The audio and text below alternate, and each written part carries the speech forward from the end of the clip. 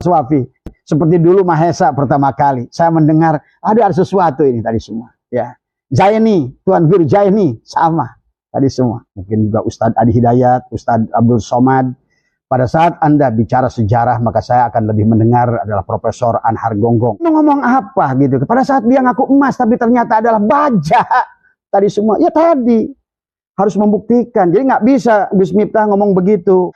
Saya bisa membedakan seorang ustadz, seorang kiai yang membela Ba'alwi, mana yang sudah ada tai kotok di kepalanya.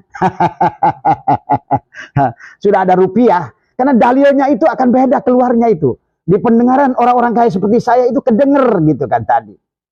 Dalil yang murni dari hati sanubari, yang bicara free of charge. Tadi semua. Karena Allah, karena cinta. Tapi dengan dalil yang kalian ucapkan itu dengan ada pembayarannya, ya di semua tentu akan beda terdengar suaranya.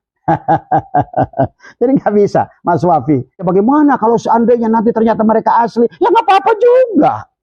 Toh niat kita dari sekarang pun bukan untuk membegal mereka. Maka tolong juga kepada Ba'alwi, jangan ada bahasa istilah membegal. Siapa membegal?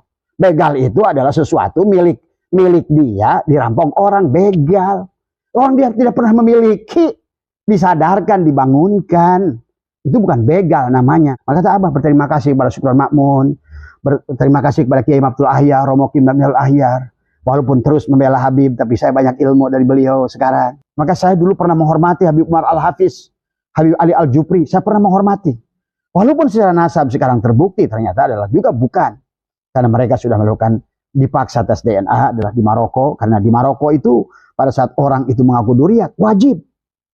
Jadi ingat, di Arab Saudi, di Maroko, di Tunisia, siapapun yang mengaku saya duriat, kalaupun pada saat saya emas, maka wajib toko itu akan memeriksanya. Ya, kalau jadi batu nggak diperiksa.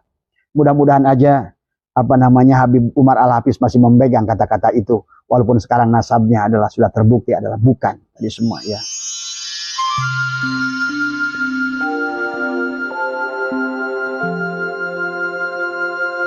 Terima kasih Kiai Imad, terima kasih Kiai Miftahul Ahyar, terima kasih Kiai Syukron Makmun, terima kasih Ba'alwi ya. Dan saya khusus bersyukur kepada Allah, alhamdulillah. Dengan kasus nasab ini saya bertambah satu pan ilmu, yaitu adalah ilmu nasab. Saya berterima kasih pada Kiai Imad bahwa dengan adanya kasus nasab ini adalah alhamdulillah wa syukrillah, ada satu ilmu lagi yang dipelajari yang akhirnya turunannya adalah berkembanglah pada ilmu-ilmu yang lain. Jadi rajin membaca tafsir, jadi rajin membaca kitab-kitab sejarah ya, menjadi rajin membaca kitab-kitab nasab ya. Ini adalah sebuah hikmah yang luar biasa. Dan terima kasih kepada Kiai Imad yang telah mengajarkan banyak kepada kami.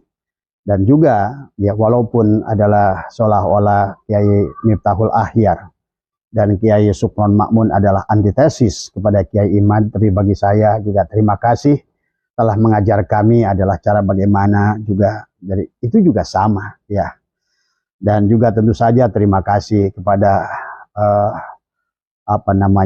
semua pihak, para ulama yang telah banyak bicara di dalam kasus nasab ini. Jadi ini ada pertanyaan sahabat Abah yang bertanya, Abah nggak takut dengan Ba'alwi? Enggak. Jadi semua karena saya menganggap bahwa saya tetap memandang bagaimana guru saya menyayangi orang yang menyakitimu, dan saya juga selalu berusaha memandang segala sesuatu itu adalah mencintai karena Allah, dan juga kalaupun marah karena Allah ya, kemudian juga kalau mencintai karena Rasulullah, dan kalaupun marah karena Rasulullah tadi semua ya. Karena pada dasarnya dengan kasus Ba'alwi ini saya menyaksikan af'al Allah yang luar biasa, baik pada sifat jalalnya, baik pada sifat koharnya, baik pada sifat jamalnya maupun pada sifat kamalnya. Jadi orang yang sekarang ini berkecimpung di bidang nasab ini adalah nampaklah nyata Allah pada jalalnya tadi, Allah pada koharnya, Allah pada jamalnya, dan Allah pada kamalnya. Maka pada ulama-ulama yang berjuang di dalam kasus nasab ini, baik dari pihak Ba'alwi maupun dari pihak Kiai Imaduddin ya juga, karena semuanya adalah ilmu. Walaupun judulnya ada perdebatan, tapi perdebatan itu memperlihatkan, kata saya tadi, adalah ada yang membawa sifat jalalnya, walaupun dengan marah-marah. Ada sifat koharnya, walaupun dengan memaksa. Ada yang juga membawakan sifat jamalnya dan penuh kelembutan, tadi semua. Dan ada juga yang membawa dengan sifat kamalnya, kesempurnaan antara Abu Bakar dan dengan Umar bin Khattab dipadukan, tadi semua. Ya, sekali lagi, saya berterima kasih, ya, karena untuk membuat tesis yang sedahsyat ini, ya tadi semua, ya tentu adalah karena berkat rahmat Allah yang Maha Kuasa, ya tadi semua. Maka saya mengucapkan khusus kepada Kiai Imaduddin, semoga Allah senantiasa memanjangkan usianya dan semoga senantiasa bahwa tetap lurus di dalam niatnya. Saya percaya kepada beliau bahwa semuanya adalah Kiai Imaduddin, Gus Abbas, Bagus Mugi, semuanya selamat berjuang semua, ya. Tapi semuanya adalah atas nama cinta tadi semua. Saya percaya itu yang saya rasakan. Bahkan saya belum pernah ketemu dengan Gus Abbas, saya belum pernah bertemu dengan Kiai Imaduddin, tapi inilah kebenaran, karena kebenaran itu akan mencari jalannya masing-masing. Kebenaran itu akan menyatu dengan sendirinya dengan kebenaran tadi semua, ya. Terima kasih juga kepada Bang Haji Roma tadi semua. Tadi dengan video yang sangat penuh dengan cinta, luar biasa Pak Haji Roma, ya, luar biasa. Kalau menurut saya beliau adalah benar-benar seorang hati berlian tadi, ya. Kemudian saya seyakin-yakinnya bahwa Kiai Imad dan kita semua adalah melakukan ini adalah demi kebaikan tadi semua, ya. Baik adalah bagi Ba'alwi sendiri maupun kepada muhibbinnya tadi semua, ya. Hal ini sama dengan apa yang saya rasakan. Saya yakin apa yang dirasakan Kiai Imaduddin, apa yang dirasakan Kiai Abbas adalah sama. Pada dasarnya adalah kalau seandainya Ba'alwi ini hanya ngaku adalah sebagai duriat Pak Jokowi atau duriat siapalah, mungkin Ronald Reagan atau siapa, kita nggak peduli tadi semua. Tapi kemudian adalah karena Ba'alwi ini adalah menisbatkan kepada seorang manusia agung yang merupakan utusan Allah tadi semua. Maka tentu ada konsekuensi hukum, ada konsekuensi akidah yang harus difahami oleh kita. Jadi tolong jangan marah tadi semua, ya, karena semua kita lakukan adalah atas nama cinta tadi semua, ya.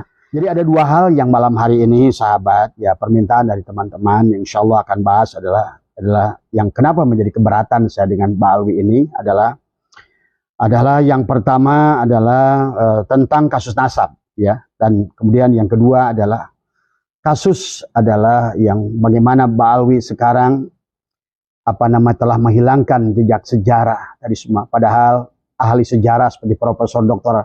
Anhar Gonggong telah menjelaskan, membantah semua yang dikatakan oleh Ba'alwi tadi semua tentang sejarah. Maka walaupun adalah kalian ulama, ya termasuk mungkin juga Ustadz Adi Hidayat, Ustadz Abdul Somad, pada saat Anda bicara sejarah maka saya akan lebih mendengar adalah Profesor Anhar Gonggong tadi semua. Karena fas'alu ahla dzikri in kuntum la ta'lamun. Demikian juga saya juga terima kasih kepada Kiai Abdul Ahyar tadi semua, walaupun masih insisnya tetapi ilmu, ya. Kemudian juga sama Kiai Sukron Ma'mun juga dengan pembelaannya kepada Ba'alwi juga adalah ilmu yang banyak yang saya bisa pelajari. Tapi kembali menyangkut ilmu nasab, maka saya lebih percaya kepada Kiai Imaduddin tadi semua, karena beliau telah membuat sebuah tesis dan membuat sebuah tesis itu walaupun kalian tuduh apapun, copy paste dan lain sebagainya, bagi saya yang sudah membacanya, kalau menurut saya adalah sebagai bukti bahwa tesis itu tidak simple, adalah sampai hari ini saya menunggu tadi semua. Maka bantulah kami wahai Robito Alawiyah, selamatkan kami yang mendukung Kiai Imaduddin, tunjukkan kepada kami adalah kalau memang Kiai Imaduddin itu salah, maka tunjukkanlah adalah kitab yang sejaman ataupun kitab-kitab dari ulama yang mengisbat kepada mereka. Walaupun nanti, karena ini kembali saya ingatkan adalah ilmu nasab ini adalah ilmu panfikih, ya, akan kembali saya rasa di ujung-ujungnya adalah harus melakukan tes DNA supaya semuanya aini tadi semua, ya. Jadi indah, betapa indahnya Allah mengajarkan kepada makhluknya ilmu baru tentang ilmu nasab, ya. Tentang ilmu ini mengajarkan kepada kita mengenal diri kita, yang nanti akan mengenal kepada baginda Nabi Muhammad SAW, yang penghujungnya adalah mengenal kepada Allah. Itu tujuannya secara hakikatnya. Tetapi kita adalah tidak bicara secara hakikatnya saja, tapi harus bicara juga secara syariatnya, ya. Jadi kemudian kasus nasab memang jujur saja, ya. membawa emosi jiwa ini bergetar tadi semua ya. Karena ada ketidakrelaan di hati ini pada saat seseorang dia mengaku duriat ya. Tapi pada saat di zaman penuh dengan dunia medsos, keterbukaan tadi semua, di zaman ilmu pengetahuan ya, tidak bisa seperti halnya zaman dahulu sahabat. Karena sekarang ini pada seseorang mengaku ya, jangankan untuk menentukan nasab seseorang, menentukan kadar sebuah emas. Tadi kenapa barang-barang berharga itu harus diuji? Emas ada uji. Bahkan maaf, barang elektronik pun adalah di pabrik-pabrik harus di-QC tadi semua. Jadi tolong pemahamannya juga kepada siapapun kiai yang mendukungnya, hormati ilmu pengetahuan. Karena ilmu pengetahuan itu adalah jujur. Saya percaya dengan mereka, para saintis, ahli-ahli ilmu pengetahuan, karena saya yakin kalaupun ilmu pengetahuan bisa salah, tapi ilmu pengetahuan tidak pernah bohong, ya. Dan karena saya tahu bahwa ilmuwan itu sangat respect kepada ilmunya. Ini yang saya tahu karena saya juga adalah seorang insinyur dan master ya dalam bidang dari ilmu dari IPB Bogor tadi semua ya. Jadi pahami. Jadi banyak hal yang saya pelajari dengan kasus nasab ini ya. Nah inilah kemudian banyak hal yang agak rancu kita dengar tadi semua ya. Selain mereka adalah mengaku duriat kepada Nabi dan sampai hari ini mereka tidak bisa membuktikan baik itu dengan kitab-kitab nasab maupun dengan tes DNA. Kemudian muncul lagi dari pidato-pidato mereka adalah tentang pengakuan kepada kepada sejarah-sejarah bangsa Indonesia. Ini yang membuat juga wahai para kiai yang mendukungnya, mari kita sama-sama tumbuhkan rasa nasionalisme kita. Kita harus bangga sebagai bangsa Indonesia. Jangan sampai kita malu dengan para pahlawan kita. Kita harus merdeka dalam pola pikir kita adalah penjajahan berupa pemahaman yang penuh dengan feodalisme tadi semua ya. Jadi kasus nasab membawa emosi jiwa ini karena tidak rela ada sekelompok tadi semua. Tapi mereka yang mengaku duriat Rasul tapi tidak menunjukkan akhlak adalah sebagai duriat Rasul, apalagi akhlak sebagai Rasulullah. Kami tidak menuntut lah akhlak ya, karena akhlak itu memang gak ada hubungannya. Sebagaimana Kan'an tidak bisa akhlaknya kayak Nabi Nuh tadi semua. Bisa jadi ayahnya adalah luar biasa seperti Nabi Nuh, tapi anaknya Kan'an buruk.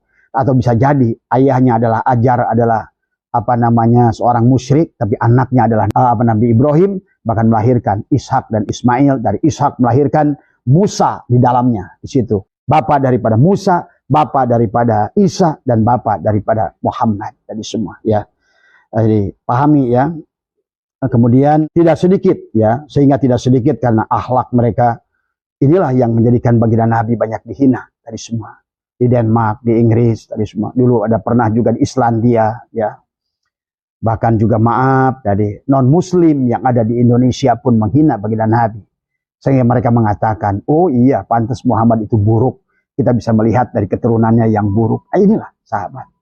Pada saat kita menisbatkan pada seseorang dan kita tidak mampu menjaga bagaimana uswah yang dicontohkannya, justru akan berbalik kepada dirinya dari semua ya.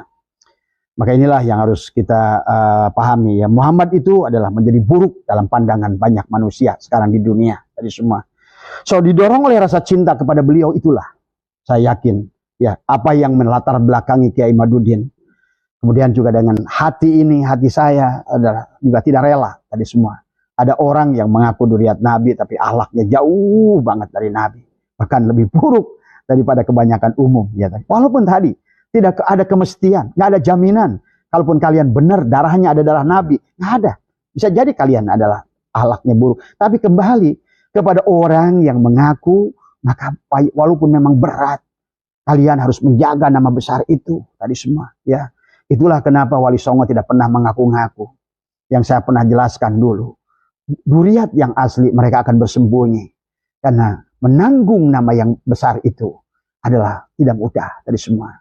Mereka bersembunyi, tidak mengakuinya. Ada mengakuinya sebagai Tubagus. Dulu orang tuanya menyebutnya Tubagus. Ada juga sebut Ajengan, ada sebut Aceng, ada sebut Tengku, dan lain sebagainya. Syahid, Syarif. Walaupun Syahid dan Syarif, tapi mereka sembunyi pada nama-nama tadi. Raden, dan lain sebagainya. Karena tadi, Satu, takut mereka itu tidak bisa membawa nama yang agung itu tadi semua ya. Atau juga yang kedua, barangkali kakeknya tidak mau anak-anaknya menggunakan nama itu adalah untuk mencari keuntungan nafsunya tadi semua, sahabat ya. Jadi kalau kami bereaksi adalah kan tadi, orang yang mengaku Dzurriyyah Rasul tapi dia tidak mampu menjaga nama keagungan Dzurriyyah Rasul, itulah yang membuat kami tadi harus menyadarkan. Tadi kalau kami tidak disadarkan justru nanti akan menjadi bahaya. Bayangkan 200 tahun yang akan datang tadi semua ya. Akan seperti apa Islam ini kalau kita biarkan tadi semua ya. Yang saya tahu bahwa seluruh ulama mencintai Dzurriyyah Nabi termasuk kami ini. Jadi jangan katakan bahwa Kiai Imaduddin dan kami ini tidak mencintai, tidak mengakui adanya Dzurriyyah Rasul. Kami sangat mencintai. Justru kami lakukan ini adalah sebagai respon tadi. Maka kami perlu mengecek. Karena kami khawatir, takut-takut ya. Yang sudah surah wa istifadoh adalah emas 24 karat. Ternyata kok sekarang kenapa berkarat tadi. Ini jangan-jangan bukan emas. Nah ini tadi ya. Kalau misalnya Anda pernah tertipu membeli emas. Dan banyak sekarang kasus penipuan emas. Tapi kemudian kok tiba-tiba muncul karat. Nah seperti inilah sekarang. Kiai Imaduddin melakukan penelitian. Dia cek semua. Dia kerik tuh yang tadi emas itu. Oh, ternyata ditemukan dalamnya besi. Nah inilah yang harus difahami ya. Jadi dasarnya kepada kita adalah bahwa Kiai Imad dan kami adalah sangat mencintai Dzurriyyah. Justru kami ingin meluruskan hal ini. Kami cinta kepada habaib ini tadi semua ya. Jadi kemudian juga kami menjadi ragu pada saat mereka berbohong pada Allah tadi semua. Bayangkan mereka bagaimana akan berbohong kepada kalian para muhibinnya. Kalau kepada Allah saja berbohong. Mereka menafsirkan ayat Al-Quran dengan salah. Allah dalam Al-Quran seolah menjanjikan bahwa sesungguhnya Dzurriyyah Rasul itu adalah akan dijaga kesuciannya oleh Allah. Tapi kemudian mereka menggunakan kalimat itu seolah-olah mereka itu super maksum. Yang baginda Nabi sendiri tidak pernah menjamin umatnya adalah masuk surga semua. Bahkan beliau sendiri ketika ditanya oleh Mu'adz bin Jabal, "Ya Rasulullah, apakah engkau sudah pasti masuk surga?" "Lah," kata Nabi Muhammad. "Bagaimana engkau ya Rasulullah dengan masuk surgamu?" "Dengan rahmat Allah." Tapi Ba'alwi ini menggunakan ayat itu justru untuk berbuat maksiat. Dengan kata lain, walaupun kami maksiat, walaupun kami bodoh, tetap kami akan masuk surga. Ini kan berbohong pada Allah. Dan kalian jual. Nah inilah, hai sahabatku, Ba'alwi, tadi semua. Kembalilah pada Allah, sadarlah. Bahwa konsekuensi dari pengakuan ini adalah bahaya dari semua ya. Jadi kalian memframing bahwa walaupun kami berbuat dosa, berzina, bodoh, kami adalah keluarga yang selalu terjaga kesucian. Jadi ikut kami pasti akan ke surga. Baginda Nabi aja yang agung tidak berani menjamin itu tadi semua. Tidak ada bahkan Rasul dari Nabi Adam sampai Nabi Isa tidak menjamin itu. Kok berani sekali tadi semua. Ini yang harus kami luruskan tadi semua. Dan tolong mungkin kepada kiai yang membela Ba'alwi ini, tolong juga dengarkan ceramah mereka. Supaya jangan pembelaan itu dengan hawa nafsu, membabi buta dari semua ya. Makanya kenapa kan anak-anak Nabi Nuh adalah celaka. Karena tadi ya nggak ada hubungannya antara nasab tadi adalah dengan dengan keselamatan dari semua. Dari nasab yang baik, ada contohnya adalah Nuh akan melahirkan tadi orang yang buruk seperti Kan'an. Tapi dari nasab yang buruk seperti Azar, tukang pembuat patung melahirkan Ibrahim, Khalilullah, akan menjadikan ayah dan bapa daripada sekian nabi dan rasul. Bani Israel termasuk juga dari Ismail melahirkan junjungan alam baginda Nabi Muhammad Sallallahu Alaihi Wasallam. Yang memiliki akhlakul yang luar biasa ya tadi semua. Jadi oleh karena itu, jadi jangan pernah menjual nasab ini. Karena nasab ini adalah Quran sudah menunjukkan tidak ada jaminan ya tadi semua. Jadi nasab itu bukan segalanya, dan di sebalik nasab ada yang utama yaitu sanad ilmu. Maka saya dulu pernah menghormati Habib Umar Al-Hafiz, Habib Ali Al-Jupri, saya pernah menghormati. Walaupun secara nasab sekarang terbukti ternyata adalah juga bukan. Karena mereka sudah melakukan dipaksa tes DNA adalah di Maroko, karena di Maroko itu pada saat orang itu mengaku Dzurriyyah wajib. Jadi ingat, di Arab Saudi, di Maroko, di Tunisia, siapapun yang mengaku saya Dzurriyyah, kalaupun pada saat saya emas, maka wajib toko itu akan memeriksanya. Ya, kalau jadi batu nggak diperiksa, tapi emas harus diperiksa. Jadi semua ya. Nah, inilah yang harus dipahami ya. Kemudian apa namanya? Sanad ini kata Umar Al-Hafiz, saya bangga nasab saya adalah kepada Rasulullah. Ya, walaupun sekarang terbukti enggak, tetapi kata beliau, saya lebih bangga kalau nasab ilmu saya sampai pada Rasulullah. Mudah-mudahan aja apa namanya Habib Umar Al-Hafiz masih memegang kata-kata itu, walaupun sekarang nasabnya adalah sudah terbukti adalah bukan tadi semua ya. Kemudian kalian juga, wahai Ba'alwi, kalian selain berbohong atas nama Allah, juga kalian berbohong atas nama Nabi yang agung. Banyak fatwa yang kalian bolak-balikan. Padahal nabinya bersabda, al-ulama warasatul anbiya. Kenapa? Kan tadi, karena sanad ilmu lebih utama daripada nasab. Inilah yang bahaya pada saat dibalikan. Al-ulama warasatul anbiya menjadi al-habib. Walaupun mereka tidak mengatakan al-habib, tapi ucapan mereka, muncul kata dari mereka, adalah satu habib yang bodoh lebih utama daripada 70 ulama yang alim. Ini kan ya Allah karim. Padahal kemuliaan seseorang itu, hakikat manusia yang tertinggi itu, ya. Bahkan Nabi Adam pun sekalipun bisa mengalahkan malaikat itu pada saat Allah talqinkan fatalaqqa Adam, tadi semua ditalqinkan ilmu oleh Allah pada Nabi Adam. Sehingga malaikat adalah bersabda subhanaka la ilma lana illa ma 'allamtana innaka antal alimul hakim. Ya. Jadi inilah pahami ya. Jadi kalian merasa mulia karena merasa dalam darah kalian ada darah Nabi. Inilah yang sudah dikatakan oleh Habib Bahar, oleh Habib yang lain, dalam tubuh ini mengalir darah Rasulullah. Nah ini semua ya.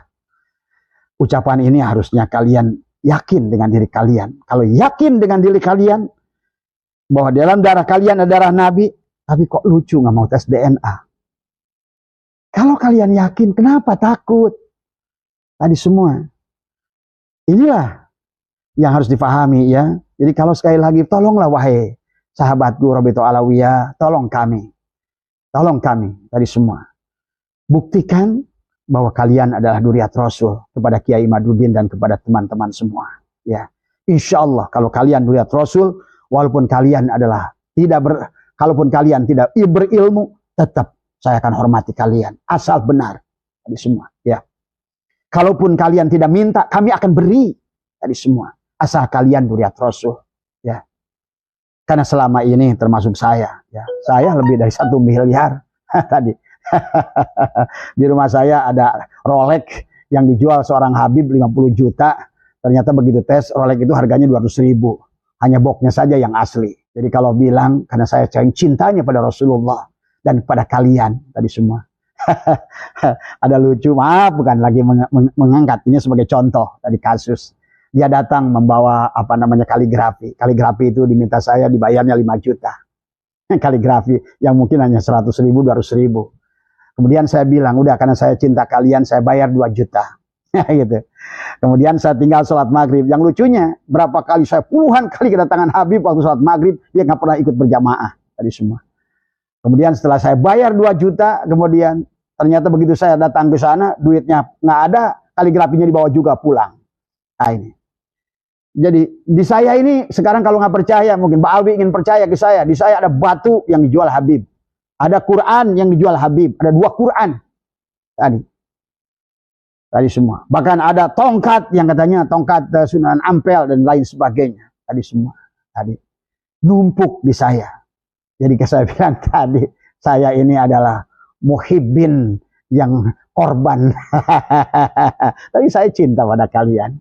Karena bagi saya uang keluar dari saya itu adalah sodakoh dari semua. Walaupun bahasanya kalian nggak mau disebut sodakoh.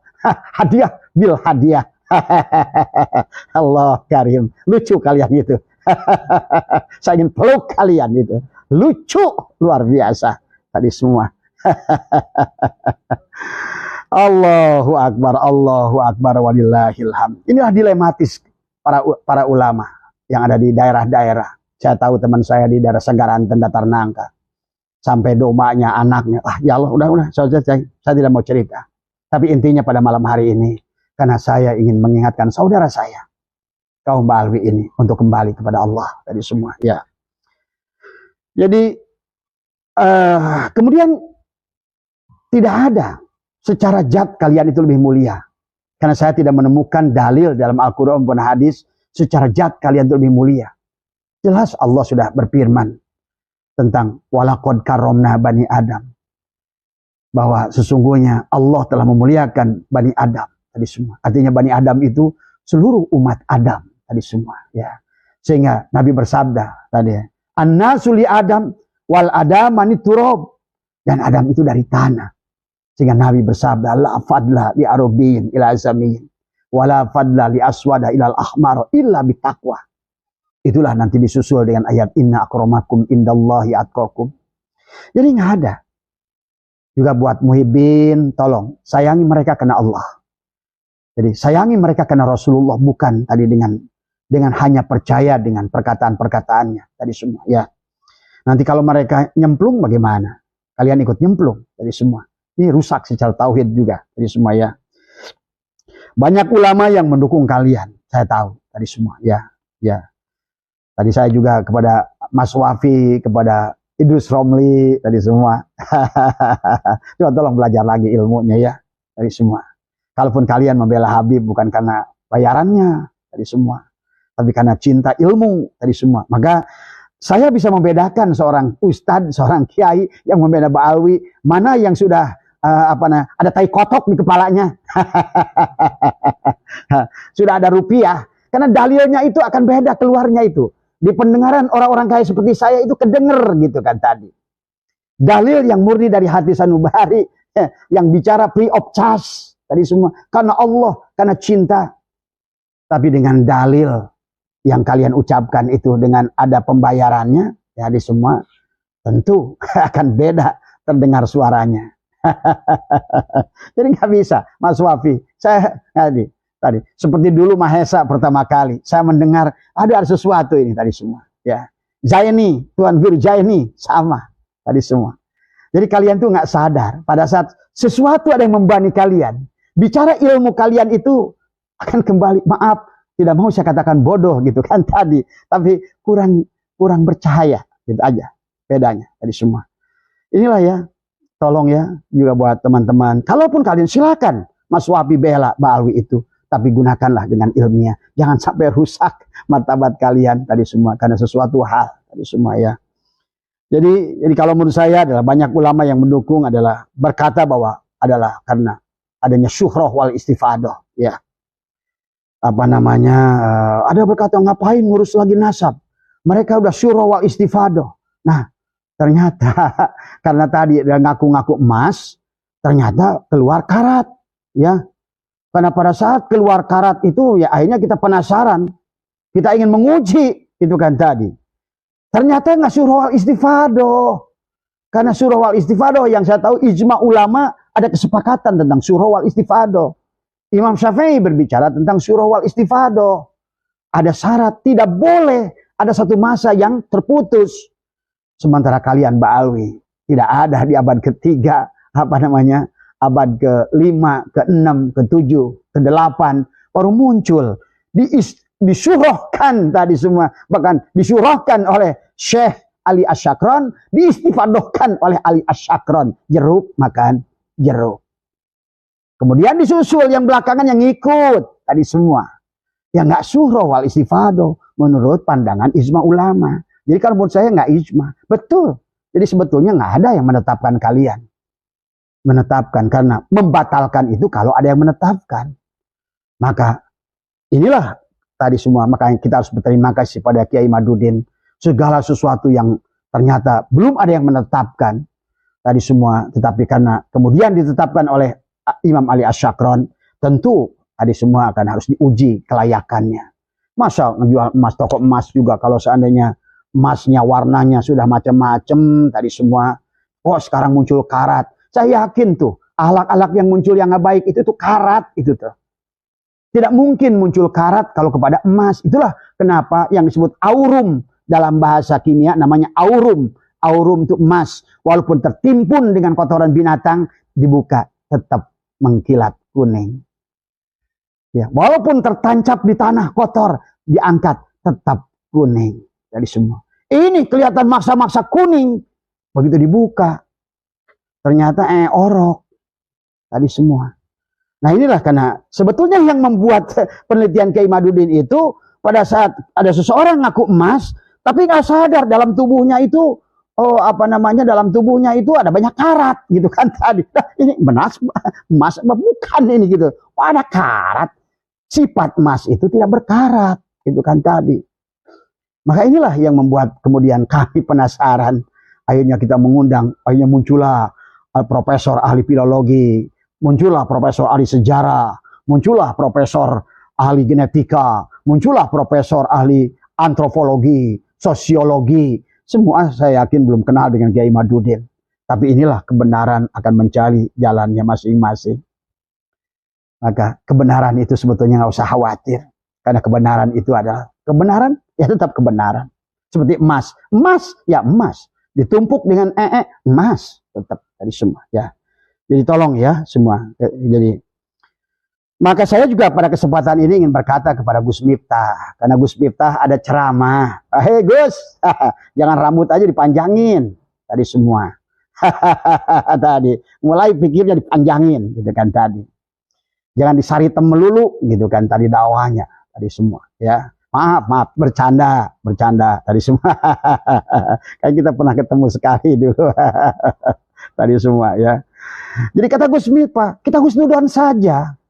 Bahwa ini kan udah surah wa istifadoh. Bicara surah wa istifadoh, Gus, ada ilmunya. Tadi semua. Maka sebelum bicara bahasa istilah saja. Surah wal istifadoh. Apa itu surah? Itu apa istifadoh? Harus ngomong itu harus ngerti dulu. Gitu kan tadi. Nanti lucu kelihatannya bagi orang yang paham. Tadi semua ya. Udah husnudzon saja. Toh kalau mereka bohong buat tanggung jawab mereka. Aduh Gus, nggak kasihan sama mereka. Kalau mereka ternyata bukan, kata Gus Miftah, kalau ternyata mereka itu adalah bukan, terserah mereka. Yang penting kita udah terima saja. Kalau begitu kita membiarkan Mbak Alwi ini celaka. Walaupun tetap Gus, saya percaya mereka akan disafaati oleh baginda Nabi. Tapi kan udah malu. Udah ngaku-ngaku tadi semua. Malu gitu kan tadi. Tapi itu kembali. Tapi masalahnya, kalau kita biarkan, berarti kita nggak nolong mereka. Sementara ada perintah dari Allah, wa tawasau bil haq wa tawasau bisob. Ingat, mereka itu adalah sesama saudara kita. Kita bersaudara dengan Mbak Alwi itu, sesama Islam, sesama umat Nabi Muhammad. Tadi semua.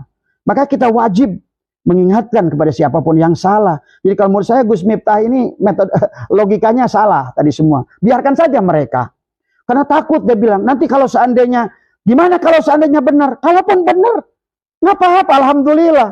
Kita pun akan berkata kepada Rasulullah, ya Rasulullah, kami melakukan ini karena cinta kepada engkau.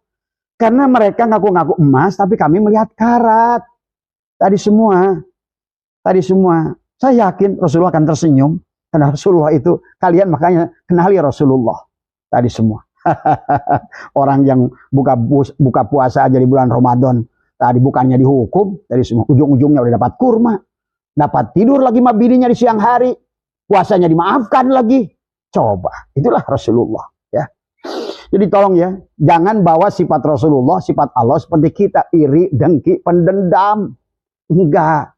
Makanya kalau anggapan-anggapan semacam itu saya percaya. Walaupun kalian palsu tetap kalian akan dimaafkan. Cuma masalahnya kalau kepalsuan kalian dibiarkan itu bahaya buat kalian sendiri sahabatku. Dan saya melihat bahayanya hari ini. Tadi semua. Termasuk saya aja loh. Ada 1 miliar kali kan ketipu. Walaupun saya nggak pernah merasa ketipu. Saya berikan karena rasa cinta. Ya sudah. Yang sudah ya sudah. Tadi semua. Ya. Bahkan ada saudara saya yang menikah dengan bangsa kalian. Tadi semua. Udah tinggalin sekarang. Tinggal anaknya jadi tadi semua. Saya nyekolahin. Coba. Tadi semua. Hanya bisa bikin gitu tadi. Tinggalin aja. Gitu kan tadi semua. Jadi mau ngomong apa gitu. Pada saat dia ngaku emas tapi ternyata adalah baja. Tadi semua. Ya tadi. Harus membuktikan. Jadi nggak bisa Gus Miftah ngomong begitu. Udah biarkan saja. Bagaimana kalau seandainya nanti ternyata mereka asli. Ya nggak apa-apa juga. Toh niat kita dari sekarang pun bukan untuk membegal mereka. Maka tolong juga kepada Mbak Alwi. Jangan ada bahasa istilah membegal. Siapa membegal? Begal itu adalah sesuatu milik dia. Dirampok orang. Begal. Orang dia tidak pernah memiliki, disadarkan, dibangunkan. Itu bukan begal namanya. Saudara sedang mengingatkan saudaranya, gitu ya. Jadi tolong dipahami ya. Jadi saya nggak setuju dengan dengan Gus Miftah tadi semua ya. Justru kita mengingatkan mereka, kasihan pada Habib ini. Walau saya yakin baginda Nabi akan memaafkan mereka. Semua. Ataupun sebaliknya, ternyata mereka benar, baginda Nabi pun akan memaafkan yang menuntut mereka. Karena dasarnya yang menuntut ini karena cinta pada mereka. Tapi kalau kita biarkan, bayangkan sampai akhir zaman. Kalau sekarang saja sudah demikian rusaknya. Kan saya ngerti. Dulu zaman saya masih jadi santri, saya kenal dengan Habib Hamid, saya kenal dengan Habib Syekh, saya kenal dengan Habib Yusuf. Begitu luar biasa. Tadi semua.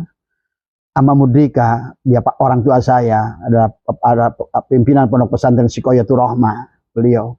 Itu kodimnya itu dari Habib Yusuf, dari semua. Kemudian Habib Hamid, ya, dari semua. Tapi dulu mereka berakhlak mulia. Jadi walaupun mereka dulu nasabnya palsu, bodoh amat. Karena memang terlihat emas di semua. Nah ini yang pas giliran zaman kalian ini, ngakunya masih sama Duriyat, kemudian karat udah muncul. Tadi karatnya udah muncul, ngaku emas, ngaku-ngakunya manusia, ternyata giginya ada darah, Dracula. Ya gimana? Orang, wah saya nggak pernah makan daging manusia, darah pelepotan di sini. Ini kan masalah nasab ini begitu sekarang. Cuma kalian tidak pernah menyadarinya. Tadi semua ya. Maka kata Abah berterima kasih kepada Syukron Makmun, berterima kasih kepada Kiai Abdul Ahyar, Romo Kim Abdul Ahyar. Walaupun terus membela Habib, tapi saya banyak ilmu dari beliau sekarang. Terima kasih. Karena sejak kasus nasab ini, saya lebih agak cerdas memahami ilmu nasab. Terima kasih. Tadi ya. Saya banyak belajar dengan kasus nasab ini. Membuat saya jarang tidur, karena sekarang lebih asik membaca kitab-kitab tafsir. Tadi adalah kadang-kadang googling. Tadi inilah luar biasa di akhir zaman ini. Dengan fasilitas yang Allah siapkan. Dan juga saya sebagaimana firman Allah kemudian dikatakan juga baginda Nabi bersabda ya, janganlah serahkan urusan kepada bukan ahlinya. Makanya dulu ada fikih sebut fuqaha, ahli ilmu fikih, fuqaha, ilmu tafsir, mufassirin, ilmu hadis, muhaddisin, ilmu hikmah sebut hukama, tadi semua. Kayak dokter gigi, dokter mata, dokter telinga, nah tadi semua. Dokter saraf, dokter jantung, tadi. Tapi ya tadi penyakit ulama sekarang ini merasa kayaknya dokter segala dokter. Tadi semua. Inilah tadi semua ya. Kita juga saling membenarkan nih sekarang semua. Ulamanya juga introspeksi sama tadi semua. Dan kepada Romo Kiai Haji Miftah, kepada Buya Yahya, kepada Buya Kiai Syukron Makmun, saya juga minta maaf ya. Tadi semua ya, karena saya juga belajar dari Anda tadi semua. Karena ternyata dalam kasus inilah kenapa baginda Nabi bersabda perbedaan itu adalah rahmat. Tadi semua indah semuanya. Jadi saya belajar walaupun dari orang-orang yang antagonis, belajar dari semua ya. Di alam dunia itu cuma Jalal, tadi Kohar, Kamal dan Jamal. Udah, pandanglah semuanya sebagai Allah tadi semua ya. Mana ada apal di dunia ini yang bukan apal Allah tadi semua ya. Jadi hikmah dari kasus nasab ini begitu banyak. Kemudian menyaksikan afal Allah baik Jalalnya, Koharnya, Jamal dan Kamalnya indah nampak pada semua yang terlibat. Luar biasa dari semua ya. Kemudian mendorong yang ada satu tambahan ilmu, yaitu ilmu nasab. Saya bilang tadi terima kasih karena sekarang saya nambah referensi kitab-kitab nasab dan akhirnya dengan belajar ternyata ternyata nasab itu belajar tentang mengenal diri. Setelah dipelajari, saya dari ibu dari nenek dari dari buyut dari bau dari buyut dari jangawareng dari udag dari kakait siwur dari ibunya dari Hawa dari Adam dari Nur Muhammad dari Allah. Ternyata saya dari Allah toh. Makanya innalillahi secara tanajul kita datang dari Allah, wa inna ilaihi rajiun secara tarki harus balik pada Allah. Jadi tidak terjebak dengan nasab. Nanti pada saat lagi ribut urusan nasab, pada saat ada malaikat marrebuka balawi akan cilaka tadi semua. Lihat dalam kitab Bidayatul Hidayah Imam Ghazali. Orang yang sebelum akhir hidupnya itu dia ngurusin tempe, dia akan berkata marrebuka tempe. Dan tadi semua. Makanya baik grup Kiai Madudin maupun Kiai dari Habib ini semua udahlah, nggak usah ribut. Apa yang diributkan? Apalagi kalau ribut kita di sini nggak ada untungnya tadi semua. Karena ingat, dengan kemarahan-kemarahan yang timbul ini bisa pendek umur kita tadi semua ya. Jadi Kemudian ajaran tasawuf dari kasus nasab ini disuruh kita ini sebetulnya mengenal diri, untuk mengenal baginda Nabi, untuk mengenal Allah. Jadi terima kasih ya Allah, terima kasih Kiai Imad, terima kasih Gus Abbas, terima kasih Bang Haji Roma, juga terima kasih kepada Kiai Miftah dan Kiai Sukron yang telah mengajari dengan cara yang berbeda. Tuh, kalau kita tenang, oh iya, Kiai Sukron ini begini, oh Kiai Miftah Ayat tuh begini, saya ambil, oh iya. Ya. Jadi itu saja, barangkali juga terima kasih kepada netizen yang telah memberi komen tadi semua, baik pun yang baik maupun yang buruk. Ada bilang ke Abah si botak lah, si apa tadi semua. Thank you tadi semua. Pokoknya kalau Abah mah, I love you. Guru saya mengajarkan menyayangi orang yang menyakitimu. Jadi makanya saya suka katakan, dulu pertama kan 6 tahun yang lalu pertama Abah live, ada orang suka benci Abah di grup itu, di Facebook, di apa. Saya selalu katakan, siapa yang paling hebat membenci saya akan siapkan nanti lebaran sarung BHS dengan uang 500.000. Karena saya percaya hanya dari orang yang membenci saya, yang melihat saya dengan benar. Tadi semua orang yang mencintai saya. Nah tadi seperti Anda para muhibbin, Anda tidak akan mampu melihat keaiban. Kenapa? Love is blind. Seperti lagu Love is blind. Jadi cinta itu buta. Sehingga pada saat Anda pacaran kepada istri Anda di awal, semuanya everything is okay. Tadi semua, tadi batuknya, mencretnya, nggak apa-apa. Tadi semua, pokoknya nggak apa-apa aja lagi pacaran. Begitu udah kawin kelihatan, ternyata lu kentutnya gede. Nah itu muncul masalah. Inilah kata saya, ya. Jadi saya terima kasih kepada netizen yang selalu dengan kata-kata yang baik maupun yang buruk. Bagi saya adalah orang yang masih komen yang terburuk, saya akan tandai. Mudah-mudahan saya masih tahu alamat Anda, bisa berikan hadiah, ya, tadi semua. Itulah kenapa Umar bin Khattab mencintai orang yang mengkritiknya, karena ternyata saya paham hanya orang dari yang membenci itulah yang akurat melihat kekurangan kita. Ingat itu, dari orang yang membenci kita. Makanya kenapa guru saya mengatakan menyayangi orang yang menyakitimu. Karena orang yang menyakitimu itu memberikan pelajaran kepada diri kita. Kita tidak mau sakit. Berarti kalau orang yang menyakiti saya menjadi mengerti bahwa ternyata disakiti itu nggak enak. Maka apa? Maka saya tidak boleh menyakiti. Ya, itu konsepnya. Insya Allah aman pada kita semua. Mohon maaf atas kekurangan, sehat semuanya. Ya udah 1 jam. Mudah-mudahan semuanya diberikan keberkahan oleh Allah Subhanahu Wa Taala dimanapun Anda berada, terutama kepada Pak Alwi, khususnya kepada Kang Rizik, kepada Kang Opik, kepada Om Habib Lutfi bin Yahya tadi semua, dan kepada teman-teman semua ya, yang dekat, yang jauh, tadi semua adalah kita anak bangsa. Ayo kita bersatu. Kita bersatu tadi semua. Maka seharusnya perbedaan itu adalah rahmat. Maka Islam selalu mengajarkan kepada kita adalah bagaimana kita bersatu dalam tadi semua, ya, satu nusa, satu bangsa, satu bahasa, bahasa Indonesia tadi semua, ya. Merdeka, merdeka, merdeka. Allahu Akbar. Wallahul muwaffiq ila aqwamit thoriq. Wa alfu minkum. Assalamualaikum warahmatullahi wabarakatuh.